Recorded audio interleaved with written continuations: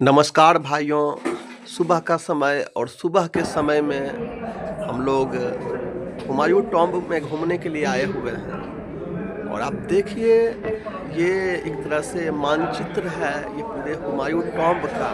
कितना दार्शनिक प्लेस है, कितना भव्य प्लेस है। ये 64 एकड़ में फैला हुआ ये 4 बाग कहीं से भी खड़ा हो जाएँ आपको एक ही जैसा बिल्कुल लगेगा। ये हुमायूं टॉम्ब 1569-1570 में हुमायूं की विधवा पत्नी ने बनवाई थी।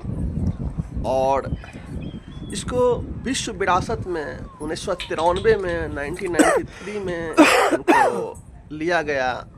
और तब से ये देखभाल की जिम्मेदारी विश्व विरासत का जो संस्था है वही उठाती है। ये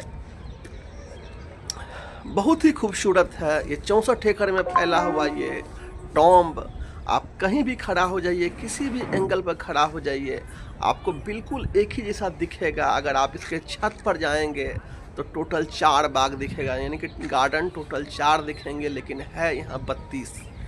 यहाँ देश के विभिन्न राज्यों से, विश्व के विभिन्न देशों से लोग घूमने के लिए आते हैं। फॉरेनर हो, रसियन हो, अमेरिकन हो, यूरोप के किसी भी कंट्री के लोग हों, अरब के लोग हों। तो यहाँ पर जाने का मतलब है कि आप पूरे विश्व के कई प्रकार के देश के कई लोगों से आप मिल सकते हैं, बातचीत कर सकते हैं, घूम सकते हैं और यहाँ का आनंद ले सकते हैं।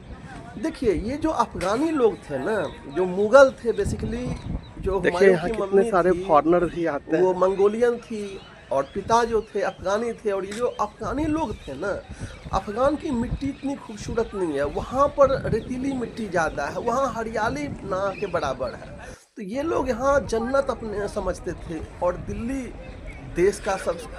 जो है देश की राजधानी, और 1570 ईस्वी में जब ये महल बना होगा, समझिए पूरे देश का नियंत्रण यहीं से होता होगा, चारों तरफ से सबसे सेफ सिटी। और तभी आज के देश में भी, आज के समय में भी भारत देश का राजधानी है, एकदम सेंट्रल में है। यहाँ से पूरे देश को कवर बहुत ही इजी तरीके से किया जाता है। और आगरा का भी नींव मैन यही हुमायूं टॉम्ब की वजह से आगरा का भी नींव पड़ा, क्योंकि ये भी मुगल वंश के थे हुमायूं, इन्हीं के पिता अकबर थे। और जो वहाँ पर भी जो ताजमहल है वो भी शाहजहां ने बनवाया था। तो सारे मुगल काल के, और देखने में खूब काफ़ी बेहतरीन इमेज है, बहुत ही बेहतर है। घूमने में एक अलग आनंद मिलता है।